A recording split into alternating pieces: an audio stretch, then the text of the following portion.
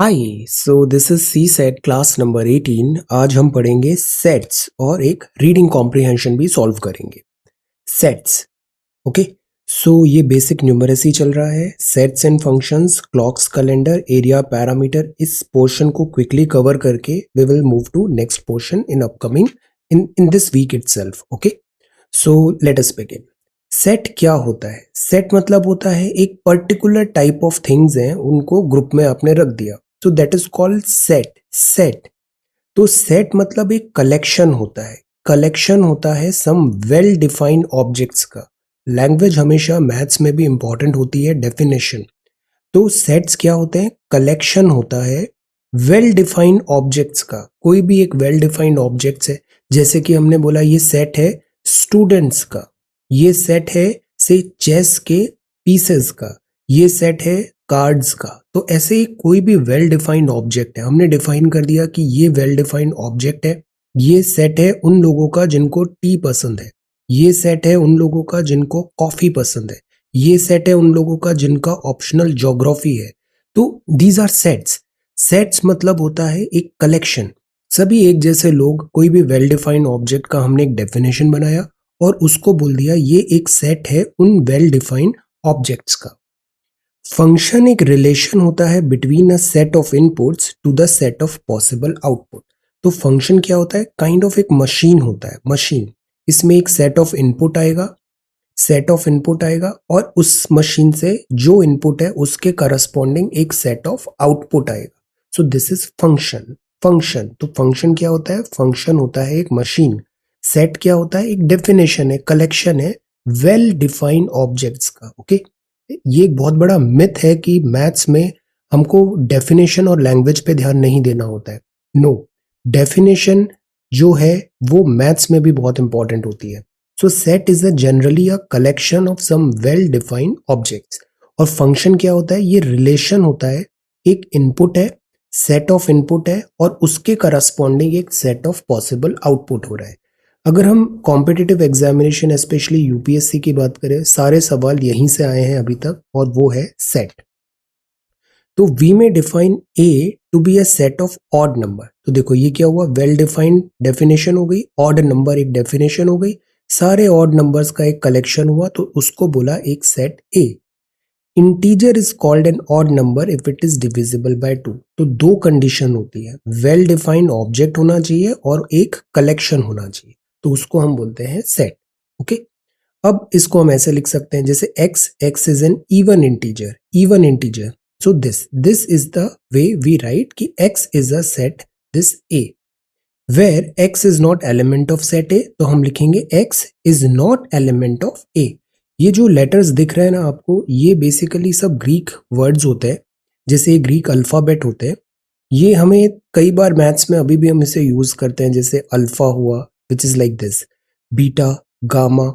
जो कोविड-19 के वेरिएंट्स हैं वो भी इसी तरीके से आ रहे हैं, डेल्टा, एप्सिलॉन, जेटा, एटा, थेटा, आयोटा। थेटा हम यूज करेंगे आगे, आयोटा, कप्पा, लैम्डा, म्यू, अभी म्यू वेरिएंट था, new, she, Omicron, this is Omicron, pi, sigma. Okay, ये फी आगे हम यूज करेंगे अभी, फी। सो ये सारे हैं, दिस इज साई, ओमेगा। ये एक्चुअली सारे होते हैं Greek alphabets, Greek alphabets. Okay, maths में अभी भी जो मॉडर्न मैथ्स है, क्लासिकल मैथ्स है, इसमें कई बार इनका यूजेज होता है। ओके, अब सेट को हम लिखे कैसे? कोई एक फॉर्मेट तो होना चाहिए रिप्रेजेंटेशन करने का। तो एक होता है टेबुलर फॉर्म, रोस्टर फॉर्म, दूसरा होता है set builder form. Tabular form क्या होता है? सारे नंबर्स जो भी है सेट के एलिमेंट, उनको एक ब्रैकेट लगा के उसके अंदर सारे लिख दो, तो वो होता है टेबुलर फॉर्म। जैसे कि all elements of the set are separated by comma and closed between the bracket. Vowels क्या होते हैं इंग्लिश अल्फाबेट में? A, E, I, O, U. तो हमने एक सेट ए लिखा, ब्रैकेट लिखा, A comma E comma I comma O comma U, और ऐसे ब्रैकेट क्लोज कर दिया। तो ये एक फॉर्मेट हो गया सेट ए का, ये प्रेजेंटेशन हो गया। Similarly set of number on a clock face is written as, अब घड़ी जो रहती है उसमें 1 से 12 तक होता है, तो इस तरीके से लिख दिया। तो ये एक तरीका है सेट लिखने का। सेट बिल्डर फॉर्म में हम डेफिनेशन के थ्रू लिखते हैं। Define a set by stating some properties which its elements must satisfy. जैसे कि इवन इंटीजर लिखना है हमें, तो हम कैसे लिखेंगे? एक सेट ए है, bracket x where x is an even integer. तो एक सेट ए है, x उसका एलिमेंट है, where x is an even integer, x is an even integer, this is also one thing. तो ये तरीका कहलाता है set builder form. A is a set of numbers x such that x is an even integer। ये जो vertical line है is to be read at such that x is an even integer। और ये जो colon है in place of vertical line at times हम use कर सकते हैं। इसमें थोड़ा फ्रीडम है, कुछ तरीका ये भी होता है, कुछ ऐसे भी होता है, बट द पॉइंट इज जब सारे नंबर्स आप लिख रहे हो, इंडिविजुअल जो एंटिटीज है वो लिख रहे हो, तो वो टेबुलर या रोस्टर फॉर्म है। जब डेफिनेशन के थ्रू लिख रहे हो तो वो सेट बिल्डर फॉर्म है। तो ये बेसिक्स है। अब सेट्स कितने टाइप के हो सकते हैं? बहुत टाइप के सेट्स हो सकते हैं, जैसे एम्प्टी सेट हुआ, सिंगलटन सेट हुआ। ये डेफिनेशंस जो होती है एक बेसिक हमें पता होना चाहिए, बट जो हमारे सवाल होंगे ना वो फिर हम एग्जाम्पल्स के थ्रू उसको ज्यादा समझने की कोशिश करेंगे। बेसिक इसका मीनिंग पता बस होना चाहिए कि what is empty set. Empty में शब्द में लिखा है इस सेट के अंदर कुछ भी नहीं है। विच कंटेन्स नो एलिमेंट, तो वो एम्प्टी सेट हो गया। नल सेट बोलते हैं इसे, वॉइड है वो, जैसे डिनोटेड बाय दिस से phi as there is no element in this set, तो this is like empty set. अब ये जो एम्प्टी सेट है ये हर सेट का सबसेट हो जाएगा, बिकॉज कोई भी सबसेट हो उसमें एक एम्प्टी हम अज्यूम कर सकते हैं, तो वो हो जाएगा एम्प्टी। एम्प्टी और नल सेट मतलब होता है जिसमें कोई एलिमेंट नहीं है। The set of odd numbers divisible by 2। अब ऐसा कोई ऑड नंबर होगा जो डिविजिबल बाय 2 होगा? नहीं होगा, तो ये एम्प्टी सेट हो गया, नल सेट हो गया। सिंगलटन सेट क्या होता है? जिसमें केवल एक ही एलिमेंट होता है, जैसे एक ही एलिमेंट है। इक्वालिटी ऑफ सेट्स क्या होता है? दो sets are set to be equal अगर उसमें सेम मेंबर्स है, सेम मेंबर्स है। That is if every element of A is an element of B, every element of B is an element of A, then A is equal to B. कैसे कि जैसे कि ए है उसमें 1357 है, B में 7315 है, देखो सब एलिमेंट सेम है, तो A is equal to B. तो ये क्या हुआ? इक्वालिटी ऑफ सेट हुआ। If two sets are not equal तो हम कैसे लिखते हैं? A is not equal to B. A set does not change if its elements are repeated or the order of its element is different। देखो यहाँ पे order अलग था, या 1357 था, यहाँ 7 था, इससे कोई फर्क नहीं पड़ता है। टोटल एलिमेंट्स अगर दोनों के सेम है तो वो होंगे इक्वल सेट्स। फाइनाइट सेट्स क्या होते हैं? जो डिफाइन होता है, जैसे हफ्ते में 7 दिन है, डिफाइंड है, 7 डेज ही होते हैं, तो ये फाइनाइट सेट होता है। इनफाइनाइट सेट क्या होता है? अर्थ में पीपल है, अज्यूम, वैसे तो हम इसको भी काउंट कर सकते हैं, but it is assume that is infinite. Okay, then disjoint क्या होता है? डिसजॉइंट वो होता है if they do not have any element in common. डिस, देखो शब्दों में जाओ, डिसजॉइंट, उनमें कुछ भी कॉमन नहीं है। ए में लिखा है एलिमेंट 1 2 3, बी में लिखा है 4 5 6। अब देखो 1 2 3 4 5 6 कुछ भी कॉमन नहीं है, तो ए और बी क्या हुए? डिसजॉइंट सेट हुए। Very simple. सबसेट, अब यहां कॉन्सेप्ट आता है सबसेट का। Every element of set A is also an element of another set B, then A is called a subset of B. क्या कहना चाहते हैं? एग्जाम्पल से देखते हैं। जैसे कि ये एक सेट है, ए में क्या लिखा है? 2 4 7, बी में क्या लिखा है? 1 2 3 4 7। तो देखो इधर भी 2 4 7 और वो बी में भी है, 2 भी है, 4 भी है, 7 भी है। ये 2 4 7 2 4 7, तो बी में 2 4 7 भी है जो ए सेट था। तो हम क्या बोलेंगे? ए जो है सब है सेट बी का, मतलब A is subset of B. A is sub because इसका पूरा एलिमेंट बी में भी है, बी में कुछ एक्स्ट्रा भी है बट ए भी है, तो ए इज अ सब सेट ऑफ बी बिकॉज इधर भी 2 4 7 है। बस बस यही लिखा है लैंग्वेज में। A is also an element of another set B, तो A is called subset of B. अब जैसे बी है, बी में जो ए के एलिमेंट है 2 4 7 वो भी है, और साथ ही साथ 1 और 3 भी है, तो ये क्या हो गया? ये सुपर सेट हो गया, सुपर सेट। तो दो वर्ड सीखे हमने। सब नीचे होता है ना, जैसे रैंक्स भी होती है, तो पहले सब डिप्टी कलेक्टर, फिर ऊपर ऐसे बढ़ता है, तो सब नीचे होता है, ऊपर क्या होता है? सुपर होता है। तो जो बड़ा सेट है जिसका पार्ट नीचे वाला है तो वो सब हो गया, और ये जो बड़ा पार्ट है वो हो गया सुपर हो गया। याद रहेगा, सब सेट। ओके, अब इसको लिखने का तरीका ऐसा होता है, A this subset of B, A is contained in B, B contains A, तो B superset of A. Okay, तो स्पेसिफिकली इसको ऐसे लिखा जाता है। Every set is a subset of itself. Obviously जो सेट ए है उसके पास सारे एलिमेंट है सेट ए के, तो set A is a subset of A. Set ए अगर सबसेट बी है, बी सबसेट ऑफ ए है, मतलब ए और बी दोनों एक ही है, दोनों बराबर है। तो ये डेफिनेशन हुई सबसेट और सुपरसेट की। प्रॉपर सेट क्या होता है? If A is proper subset of B, then A subset B and A is not equal to B and it is written as this. तो मतलब ये हुआ B contains at least one element more than A and A is a proper subset of B। देखो A एक proper subset है B का, जैसे ये एग्जांपल लिया अपन ने 2 4 7 1 2 3 4 7, तो यहाँ जो एलिमेंट है वो इधर भी है, तो A is a subset of B। A is a subset of B and A is not equal to B। अब देखो A और B बराबर भी नहीं है। कुछ एग्जांपल्स में हमने देखा था ना, A अगर ऐसा है A का ही पार्ट हो गया, दोनों इक्वल ही हो गए, बट यहाँ इक्वल नहीं है, थोड़ा डिफरेंस है। इसके पास 2 4 7 है, इसके पास 1 और 3 एक्स्ट्रा है, तो इस केस में ये प्रॉपर सबसेट कहलाता है। मतलब सबसेट ऑफ B तब होगा अगर सारे एलिमेंट्स हैं, A के सारे एलिमेंट्स B में भी हैं, बट ए और बी एक जैसे नहीं है, बी के पास कुछ एक्स्ट्रा भी है, तो वो प्रॉपर सबसेट कहलाए। पावर सेट क्या होता है? If set of all subsets of set is called the power set denoted by P. मतलब एक सुपर हमने बना दिया जिसमें सारी चीजें आ गई सारी। All subsets of a set is called the power set denoted by P A. जैसे सबसेट ए क्या है? A B C. अब इसके सबसेट्स क्या बन सकते हैं? किसी में ए है, किसी में बी है, किसी में सी है, कहीं ए बी है, कहीं ए सी है, कहीं बी सी है। इस तरीके से ये सारी चीजें, कुछ जगह ए बी सी भी है, तो ये जो चीज पूरा बना that is called power set. Power set सारे परम्यूटेशन यहाँ पे आ गए।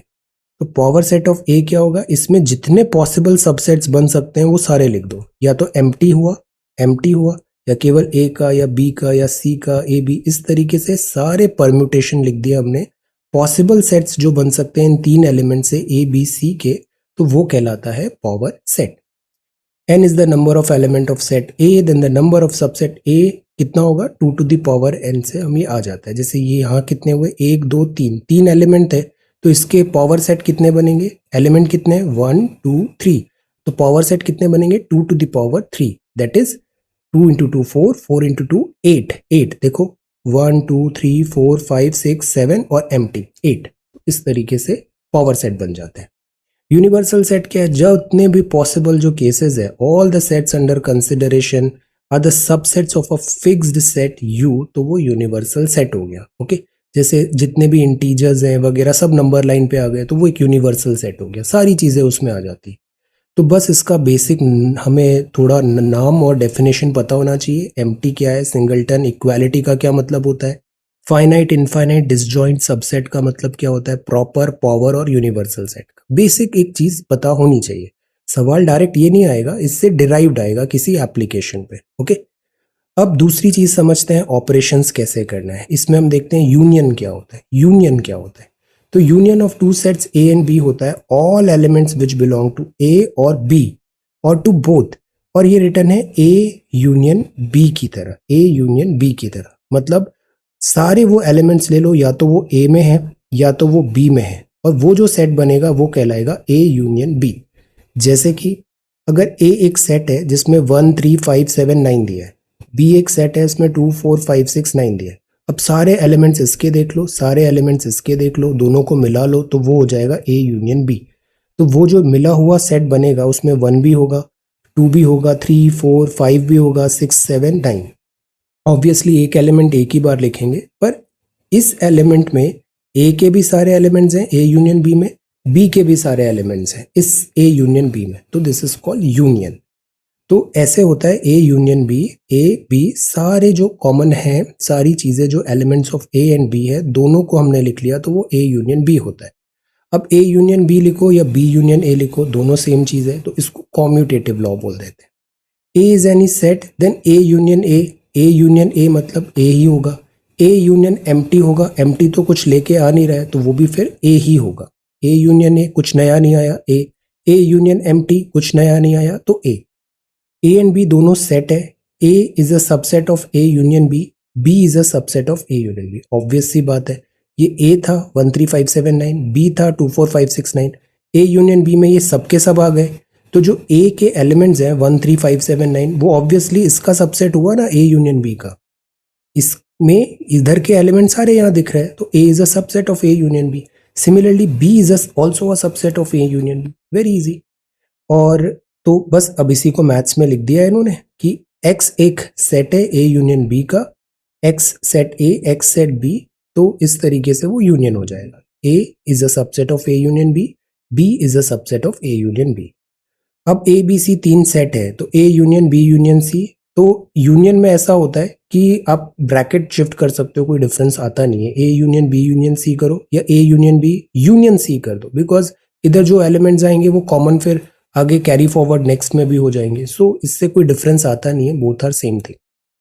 बट अगर एंड आ जाता है, एंड आ जाता है, इसको कैसे ओपन करेंगे? ए यूनियन बी एंड सी है, इसको ओपन करने के लिए पहले ए यूनियन बी करना पड़ेगा, फिर एंड करना पड़ेगा ए यूनियन सी। जैसे ये लिखा होता है ना ए यूनियन बी एंड सी, तो उसको लिखो ए यूनियन बी, पहले यूनियन को बी से मल्टीप्लाई करो, फिर यूनियन को सी से मल्टीप्लाई करो, और दोनों के बीच में एंड रहेगा। A union B and A union C. Okay. Intersection of set होता है, दिस इज एक्चुअली इंटरसेक्शन। जो पहले हमने पढ़ा था दिस इज यूनियन, ये यूनियन। इंटरसेक्शन मतलब दोनों में वो चीज कॉमन होनी चाहिए। यूनियन मतलब इधर ए इधर और होता है, यूनियन मतलब ए में है या बी में है। इंटरसेक्शन मतलब एंड होता है, वो ए में भी होना चाहिए बी में भी होना चाहिए। इंटरसेक्शन क्या होता है? दो सेट्स का इंटरसेक्शन ए एंड बी होता है, ऑल एलिमेंट्स जो कॉमन है दोनों में होना चाहिए। जैसे सेट ए है 2 4 6 8, सेट बी है 4 5 6 9। कौन सी डिजिट्स दोनों में कॉमन है? 4 और 6। तो ए इंटरसेक्शन बी क्या होगा? 4 और 6, 4 और 6। तो आंसर क्या हुआ? A intersection B is 4 6। अगर यूनियन होता तो क्या होता? यूनियन में देखो 2 आता, फिर 4 आता, फिर 5 आता, फिर 6 आता, फिर 8 आता, 9 आता, सारे कॉमन यहाँ पे, सारे ए और बी के दोनों आ जाते और लगता। एंड में इंटरसेक्शन लगता है, इसमें दोनों में कॉमन होगा। अब इसमें कॉम्यूटेटिव लॉ लग जाता है, A intersection B is B intersection A. Definition, अब ए इंटरसेक्शन ए भी ए ही होगा। अब ए इंटरसेक्शन एम्प्टी है, अब देखो यहाँ पे इसका आंसर एम्प्टी आएगा। क्यों?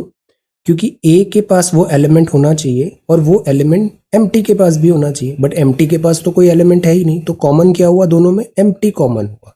ए के पास बहुत सारे एलिमेंट है, इसके पास कुछ भी नहीं है, तो कॉमन क्या निकला? कुछ भी नहीं, बिकॉज ये एम्प्टी है, तो टोटल इनका इंटरसेक्शन एम्प्टी हो जाएगा। अब दो सेट्स हैं, A intersection B is a subset of A, तो इसको भी अभी अंदर लेके जाओ, A intersection B is a subset of B हो जाएगा। तो इस तरीका का है, इसमें ज़्यादा दिमाग नहीं लगाना है, ऐसा कुछ आता है नहीं। एग्जाम्पल्स के थ्रू मैं बताता हूँ, बड़े आराम से सब सॉल्व हो जाते हैं। जस्ट फॉर दिस नॉलेज ये हमें पता होना चाहिए इस चीज़ें से ऐसा वर्क हो रहा है।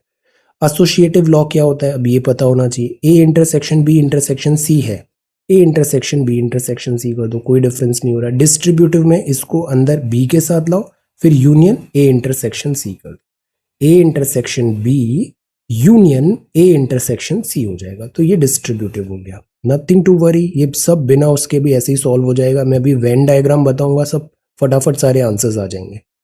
डिफरेंस ऑफ सेट्स क्या होता है? Difference of sets A and B होता है ए माइनस बी। जैसे ए ये लिखा है 1 2 3 4 5 6, बी ये लिखा है। अब 2 4 6 8 इधर से हटा दो, 2 हटाओ, 4 हटाओ, 6 हटाओ, तो जो बचा वो ए माइनस बी होगा, मतलब 1 3 5। 1 3 5 is A minus B, because B हमने हटा दिया। ओके, तो इस तरीके से डिफरेंस होता है। सिमेट्रिक क्या होता है? अब यहाँ पे डेल्टा आ जाता है। Symmetric difference of two sets क्या होगा? A minus B union B minus A. मतलब जैसे कि हमारे को दिया हुआ है ए डेल्टा बी, तो ए में से जो भी एक सेट है उससे बी सब्सट्रैक्ट करो और बी में से ए सब्सट्रैक्ट करो, मतलब ऐसा वैल्यू आएगा जो दोनों में नहीं है। A minus B union B minus A. इसको आगे एग्जाम्पल से और बताता हूँ। जैसे देखो इधर ही देख लेते हैं, ए क्या लिखा है 1 2 3 4 5 6, तो ए माइनस बी क्या होगा? ए माइनस बी हुआ 1 3 5। बी माइनस ए क्या होगा? मतलब बी है और इसमें से ए के एलिमेंट हटा दो। ए के एलिमेंट क्या क्या हट रहे हैं? जैसे कि 2 हट जाएगा, 4 हट जाएगा, 6 हट जाएगा, केवल 8 बचेगा, है ना। तो ए माइनस बी में आया 1 3 5, बी माइनस ए में आया केवल 8। तो ए डेल्टा बी क्या होगा? A minus B union B minus A. तो ये सेट क्या बनेगा? 1 3 5 और 8 का सेट बन जाएगा ये। तो this is A delta B. ये बस पता होना चाहिए कि कई बार हमें कुछ एलिमिनेट करना है, सॉल्व करना है, समझना है क्वेश्चन को, तो उधर ये काम आ जाता है। एक डी मॉर्गन्स लॉ काफी पॉपुलर होता है, जैसे दो तीन सेट्स हैं A B C, A minus B union C क्या होगा, माइनस को अंदर लाओ, ए माइनस बी, अब ये यूनियन इंटरसेक्शन हो जाता है, एंड हो जाता है, और का एंड होता है, एंड का और होता है। A minus B union C क्या होगा, A minus B and A minus C. A minus B and C क्या होगा, ए माइनस बी और ए माइनस सी। ये जो ऐसा होता है तो दिस इज कॉल्ड और, this is called and, this is union, this is interjection, same चीज है, दिस इज दिस। तो ये लॉ होता है डी मॉर्गन। कई बार ये भी काम आ जाता है। कॉम्प्लीमेंट मतलब क्या होता है, जैसे एक यूनिवर्सल सेट है 1 2 3 4 5 6, ए एक सेट हो गया 1 3 5, अब इसका कॉम्प्लीमेंट क्या होगा, इसका कॉम्प्लीमेंट वो सारे नंबर होंगे जो यूनिवर्सल सेट में इसके अलावा है। ए 1 3 5 है, यूनिवर्सल सेट से 1 3 5 हटा दो, बचा क्या 2 4 6, तो ए का कॉम्प्लीमेंट ये हो गया, ए कॉम्प्लीमेंट इज 2 4 6। ओके, अब इसको ओपन किया जाता है, ए यूनियन बी का कॉम्प्लीमेंट क्या होगा, ए का कॉम्प्लीमेंट इंटरसेक्शन बी का कॉम्प्लीमेंट, ए इंटरसेक्शन बी का कॉम्प्लीमेंट क्या होगा, ए का कॉम्प्लीमेंट यूनियन बी का कॉम्प्लीमेंट। अब इसमें बिल्कुल हेडेक नहीं करना है, ये सब कॉमन सेंस है, बड़े इजीली ये सारी चीजें सॉल्व हो जाती है, याद नहीं करोगे तब भी सब काम चल जाएगा अपना। ओके, अब हम आते हैं वेन डायग्राम। देखो अज्यूम करो वेन डायग्राम क्या होता है, जैसे ये पूरा ए है ना, दिस पूरा ए है, अब ये जो पूरा है वो बी है, अब कुछ पार्ट होगा वो दोनों में होगा, तो ये होता है एंड। एंड समझ में आ गया ना, ये पूरा पार्ट ए है, ये पूरा पार्ट बी है, कुछ पार्ट दोनों में कॉमन है, तो वो एंड हो गया, ए इंटरसेक्शन बी, विजुअलाइज हो गया। अब हमें बताना है ए यूनियन बी, ए और B is equal to A union B, तो उसमें क्या होगा, ये पूरा ही पार्ट आ जाएगा। जैसे ए यूनियन बी होता तो वो ए का भी पूरा आ जाता, बी का भी पूरा आ जाता, तो that is A union B हो जाता। अगर लिखा है ओनली ए, तो ओनली ए में ए इंटरसेक्शन बी हटा देंगे और ये जो पार्ट बचेगा वो ओनली ए होगा। ओनली बी लिखा है तो ये पार्ट हटा देंगे बी से, कॉमन वाला जो बचेगा वो ओनली बी होगा। इस तरीके से चीजें आगे बढ़ती है।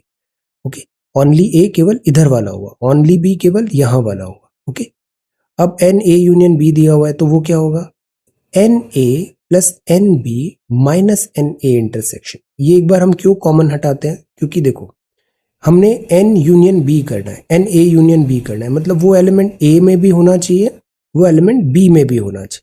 तो पहली बार हमने ए को काउंट किया तो ये वाला पार्ट एक बार काउंट हो गया, दूसरी बार हमने बी को काउंट किया तो फिर से ये वाला पार्ट ऐड हो गया। तो पहली बार इसके साथ ऐड हुआ ए के साथ, दूसरे के साथ बी के साथ ऐड हुआ, तो दो बार ऐड हो गया ना, इसीलिए हम एक बार सब्सट्रैक्ट कर देते हैं एन ए इंटरसेक्शन बी। याद रहेगा, ए यूनियन बी में एक बार ए काउंट करो, एक बार बी काउंट करो, और बिकॉज ए इंटरसेक्शन बी दो बार काउंट हुआ है तो एक बार हटा दो उसे, n A intersection B, so that will be your answer. इस तरीके से और वेन डायग्राम बनते हैं, जैसे ये एक वेन डायग्राम है, जो ये वाला पार्ट है वो ए और सी का एंड है, ये ए और बी का एंड है, ये बी और सी का एंड है, और ये जो बीच वाला डार्क ब्लैक दिख रहा है ये तीनों का इंटरसेक्शन है। जब ऐसा लिखा होता है A union B union C, तो कैसे लिखते हैं, N A N B N C minus A और बी का इंटरसेक्शन, बी और सी का इंटरसेक्शन, सी और ए का इंटरसेक्शन। अभी तीन बार हमने सब्सट्रैक्ट कर दिया, तो एक बार एन का A intersection B intersection C add कर देते हैं। तो ये फॉर्मूला भी याद रखना है, ये काम आता है A union B union C का। ये फॉर्मूला भी याद रखना है एन ए यूनियन बी का, N A plus N B minus A intersection B. इसमें N A N B N C, एक बार तीनों के डबल डबल कॉमन को हटाओ और ट्रिपल कॉमन को ऐड कर दो। एग्जाम्पल देखिए, 100 स्टूडेंट्स है क्लास में, 67 पास किए फिजिक्स, 60 पास किए केमिस्ट्री, अमंग देम 27 ऐसे थे जिन्होंने दोनों पास किए, then they can be represented as. तो देखो फिजिक्स में टोटल कितने स्टूडेंट्स हैं, फिजिक्स में टोटल 67 है, 40 प्लस 27 है। पहले हमने ये बताया कि जैसे 67 फिजिक्स में है ना, 60 पास हुए केमिस्ट्री में, टोटल 60 केमिस्ट्री में हो गए। अब कुछ होंगे 27 जो दोनों में हुए, तो 27 दोनों में हुए, फिजिक्स में भी हुए केमिस्ट्री में भी हुए। अब फिजिक्स में ये टोटल 67 थे, 27 दोनों में हुए, तो केवल फिजिक्स में कितने हुए, 67 माइनस 27 दैट इज 40। केवल केमिस्ट्री में कितने हुए, total minus this common that is 33। बस इस तरीके से सारे सवाल सॉल्व हो जाते हैं, जिसको मैं आगे दिखाता हूँ। ये बाकी इसका कंपाइलेशन है, इंपॉर्टेंट प्रॉपर्टीज सेट्स की होती है। ए यूनियन बी मतलब n A plus N B minus n A intersection B. N A union B मतलब अगर डिसजॉइंट है तो कुछ कॉमन होगा ही नहीं, तो ये 0 हो गया, तो केवल n A plus N B हो जाएगा। 3 लिखा हुआ है तो उसको अभी देखा, ऐसे देख लो। ए माइनस बी मतलब ए में से जो कॉमन है ए और बी का हटा दो। डेल्टा में मतलब n A plus N B minus 2 n A intersection B, ऐसे एलिमेंट्स लेने हैं जो ए और बी में दोनों में कॉमन नहीं है। ये नेगेटिव हो जाता है, जैसे एन ए बार मतलब वो चीज ए में नहीं है, कॉम्प्लीमेंट है ये। फिर इस तरीके से फॉर्मूले आप देख लेना, ये इतना भी बहुत कुछ खास यूटिलिटी है नहीं, हम डायरेक्ट इसका फॉर्मूले विजुअलाइजेशन से सारे सवाल कर लेंगे। अब देखो एक सवाल है, 120 म्यूजिशियन है क्लब में, 5% है जो प्ले करते हैं 3 instrument guitar violin flute. Okay, if so happen that the number of musicians who can play any two only 2 of the above instrument is 30। All right, तो 120 म्यूजिशियन है, 5% है वो 3 इंस्ट्रूमेंट प्ले कर सकते हैं, ऑल द 3 मतलब तीनों बजा सकते हैं, guitar violin flute. Excellent. If so happen that the number of musician who can play any two only 2 of the above instrument is 30, मतलब एनी टू मतलब guitar violin, violin flute, flute guitar, ऐसे 30 है। Number of musician who play the guitar alone, केवल guitar वाले 40 है। तो आप बताओ total number of those who can play violin alone और फ्लूट अलोन। तो जैसे गिटार अलोन है तो बस ए बी सी 3 दिया हुआ है, एन ए एन बी 2 निकालना है, एन सी भी दिया हुआ है और ये इंटरसेक्शन का भी दिया है। Put it in the formula, guitar and this flute वाले, गिटार एंड वायलिन वाले, वायलिन एंड फ्लूट वाले, ये नंबर दिया है 30। N guitar violin and flute वाले दिया हुआ है 5% ऑफ 120 मतलब कि 6। बस अब फॉर्मूला लगा दो, कौन सा वाला, this. N A union B union C कितना हुआ, n A plus N B plus n C minus this this this, दो वाले और एक ऐड कर लो तीनों वाले। तो इससे हमें ये 2 नंबर जो फाइंड करने हैं वो आ जाएंगे। बस पुट इट। तो 120 टोटल थे, 120 में से guitar flute, flute violin, violin guitar वाले सब्सट्रैक्ट किए, 40 केवल फ्लूट वाले किए और 6 तीनों वाले कर दिए, तो that is 44 is the answer. Okay, this is the way you will get the answer. अब जैसे ये रिप्रेजेंटेशन बताओ, डायग्राम है, circle A represent teachers who can teach physics, circle B represents teacher who can teach chemistry, circle C represents those who can teach maths. 3 दिए हुए हैं, A B C. Region P Q R mark है, इनमें से कौन सा reason है जो ऐसा टीचर बता रहा है who can teach physics and maths but not chemistry. Physics and maths but not chemistry मतलब वो ए में होना चाहिए, वो सी में होना चाहिए, बट वो बी में नहीं होना चाहिए। तो ये पार्ट हटा दो, दिस पार्ट इज गॉन। अब वो ए और सी दोनों में होना चाहिए, तो वो कौन सा पार्ट आया, ये। तो यू जो है वो बता रहा है this, who can teach physics and mathematics but not chemistry. So this you is the answer. इस तरीके से विजुअलाइज करना है। इसके अभी और भी कुछ क्वेश्चंस दूंगा, उसको आप देख लेना, सारा आसान हो जाएगा। अब देखो 130 स्टूडेंट्स हैं अपीयर हुए एग्जाम में, 62 है वो फेल हुए इंग्लिश में, 52 फेल हुए मैथ्स में, 24 फेल हुए बोथ इंग्लिश एंड मैथ्स में। So number of students who passed finally कितना हुआ, वेन डायग्राम बनाओ। मैथ्स लिया, मैथ्स में टोटल 130 थे, 62 फेल हो गए इंग्लिश में, 62 फेल हो गए इंग्लिश में, और 52 फेल हुए मैथ्स में, 52 फेल हुए मैथ्स में। 24 ऐसे हैं जो दोनों में फेल हुए, इंग्लिश और मैथ्स में। ओके, तो ये जो इंग्लिश का नंबर था ये था 62, मैथ्स का टोटल नंबर था 52। ओके, तो बस अब हमें पता है 24 हैं जो दोनों में फेल हुए हैं, तो ओनली मैथ्स वाले कितने हुए, 52 minus 24 that is 28।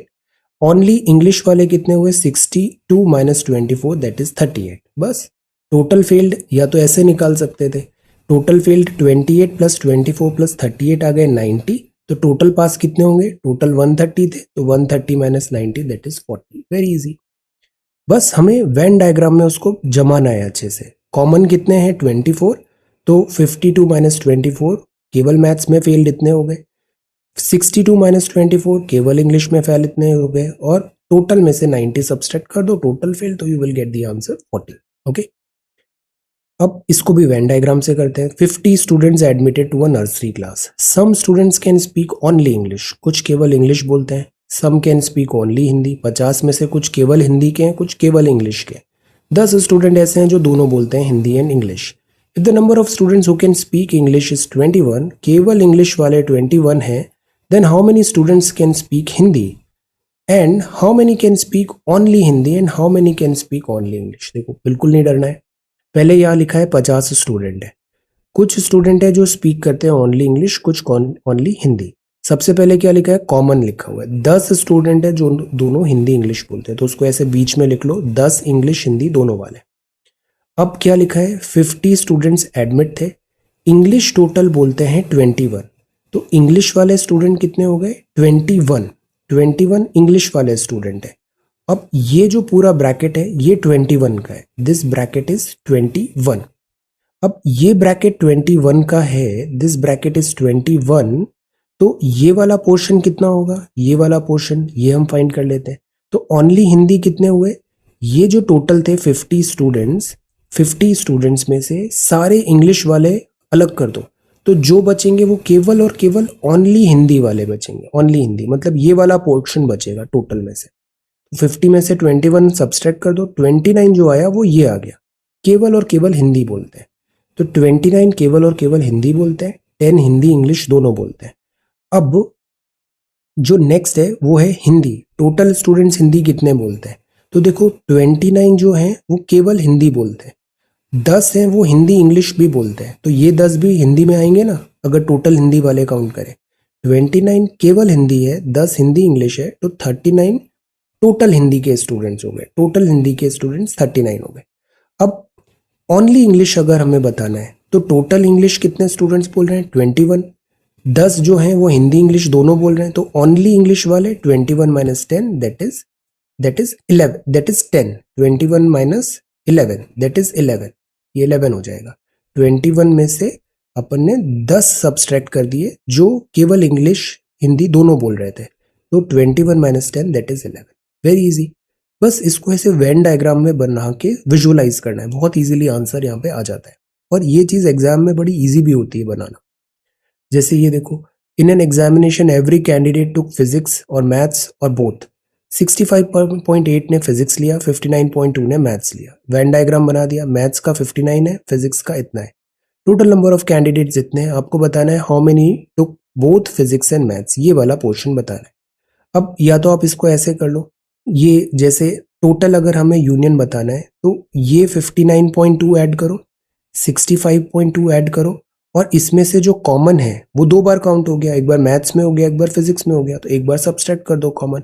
But total students तो आपके थे 100% ही होता है, ये परसेंट दिया है ना, परसेंट तो 100 से ऊपर जाएगा नहीं, तो जो कॉमन है वो 100 माइनस दिस एंड दिस हो जाएगा, तो ये आ जाएगा 25% आ गया, तो 2000 का 25% निकालो, दैट इज 500। ओके, तो इस तरीके से वेन डायग्राम बनाओ। 59.2 मैथ्स है, फिजिक्स 65.8 है। अगर टोटल हमें निकालना है कॉमन वाला तो क्या होगा, एक बार तो ये ऐड करो, this maths this physics minus maths physics का कॉमन, बिकॉज 100% से ज्यादा तो वैसे भी होगा नहीं ना, तो 65.8 एंड 59.2 ऐड करो, 100 से सब्सट्रैक्ट कर दो, जो भी बचा वो ये कॉमन आ जाएगा। कॉमन का परसेंटेज 25 आया, इसको 2000 का 25% निकालो, 500 will be the answer. 70% student है पास हुए पेपर 1 में, 60% स्टूडेंट पास हुए पेपर 2 में, 15% स्टूडेंट फेल हो गए दोनों paper. 270 students passed in both the paper. तो टोटल नंबर ऑफ स्टूडेंट्स, ये सारे सवाल प्रीवियस ईयर क्वेश्चन पेपर के हैं, बड़े आसान है। देखो 70% स्टूडेंट पास हुए पेपर 1 में, तो कितने फेल हुए, 30 फेल हो गए। 60% स्टूडेंट पास हुए पेपर 2 में, ये पेपर 2 है, 60% पास हुए तो फेल कितने हुए, 40 हो गए। टोटल फेल निकालना है, और इसमें ये भी लिखा है 15% दोनों में फेल हो गए, तो 15 तो दोनों में फेल हो गए। 40 टोटल पेपर 2 में थे, 15 दोनों में थे, तो केवल पेपर 2 में 25 हुए। पेपर 1 में टोटल 30 फेल हुए, 15 दोनों में हुए, तो केवल पेपर 1 में 15 फेल हुए। 15 plus 15 30, 15 plus 25 is 40। Okay, total fail कितने हुए, 15 plus 15 plus 25 that is 55% total fail हो गए। तो टोटल पास कितने हुए, 100 माइनस 55, 45% पास हुए। परसेंटेज में निकाल दिया हुआ है, स्टूडेंट 270 थे, तो 45% ऑफ 270 निकाल लो, 600 is the answer. Very easy. इसके मैं कुछ सवाल दूंगा, उनको भी आप एक बार ट्राई कर लेना। आरसी में आते हैं। इंडिया में बैंकिंग कॉरेस्पॉन्डेंट्स हैं who help bring people in the hinterland into the banking. Hinterland मतलब अंदरूनी एरिया में। For them to succeed bank can not crimp on cost, उसको सक्सीड करने के लिए कॉस्ट कटिंग ज्यादा नहीं होनी चाहिए। They also cannot afford to ignore investing in financial education and literacy. हमें इग्नोर नहीं करना है फाइनेंशियल एजुकेशन और लिटरेसी में। Banking correspondents are way too small to be viewed as a systematic risk. तो बैंकिंग करस्पॉन्डेंट कोई systematic risk नहीं है बैंक के लिए। Yet India's banking regulator has restricted them to serving only one man। तो banking correspondent इतने अच्छे हैं, कोई रिस्क भी नहीं है, फिर भी हमने वहां पे रिस्ट्रिक्शंस लगा रखे ताकि हम प्रिवेंट कर सके आर्बिट्राज, मतलब दो से ज्यादा बैंक में कर रहा है तो वो डिफरेंस से खेल सकता है, ऐसी चीजों को रोकने के लिए हमने रिस्ट्रिक्ट कर लिया केवल एक ही बैंक के लिए। Effort at banking outreach may succeed only if there are better incentive at work for such last mile worker and also those provider who ensure not just basic bank account but also products such as accident and life insurance and micro pension scheme। मतलब ये चीज तब बढ़ेगा, banking penetration तब बढ़ेगा, outreach तब बढ़ेगा जब ये जो वर्कर हैं बैंक करस्पॉन्डेंट, ये लास्ट माइल वर्कर है, ये सीधा दूर हिंटरलैंड में जाके लोगों से मिल रहे हैं, बैंकिंग फैसिलिटी उन्हें दे रहे हैं, पर इतना मेहनत कर रहे हैं तो उनको इंसेंटिव भी दो, वर्क का बेटर इंसेंटिव दो। तो ये चीज जरूरी होगी। तो इसके अलावा बैंक के अलावा वो accident life insurance pension schemes वगैरह भी बेचें तो और अच्छे से बैंक आउटरीच बढ़ेगा। ये पूरा इसका आर्ग्यूमेंट है। सवाल क्या है? पैसेज कभी मुश्किल नहीं होता, मुश्किल जो भी होता है वो उसका ऑप्शंस बनाते हैं। क्वेश्चन एमसीक्यू डिफिकल्टी उसके ऑप्शन के लेवल के अकॉर्डिंग होता है। Which one of the following is the most logical, rational and crucial inference that can be derived from the above passage? See, inference बताना है। Efforts to bring people in India's hinterland into the banking system are not successful। ये क्या outright सा statement है? ये नहीं होगा। Successful है, हम इसको कर रहे हैं और बेटर करना चाहिए हमें। For meaningful financial inclusion, India's banking system needs more number of banking correspondent and other such last mile worker। ये बड़ा अच्छा सा दिख रहा है, डिसेंट सा। Meaningful financial inclusion in India requires that banking correspondent have diverse। अभी diverse skill कैसा वेग सा वर्ड है? What do you mean by diverse skills? Better banking outreach would be impossible unless each banking correspondent is allowed to serve a number of bank। Unless, impossible, ये ऐसी चीजें सही नहीं होती है। So the right answer is B। Meaningful financial inclusion के लिए need more number of banking correspondents and last mile workers। The right answer is B। Okay? तो ये हमने सेट्स पढ़ा, इसके अब कुछ क्वेश्चंस भी लगाना और ये टॉपिक भी अपना प्रिपेयर हो जाए। So thank you so much for watching this video. Take care, study well and be safe.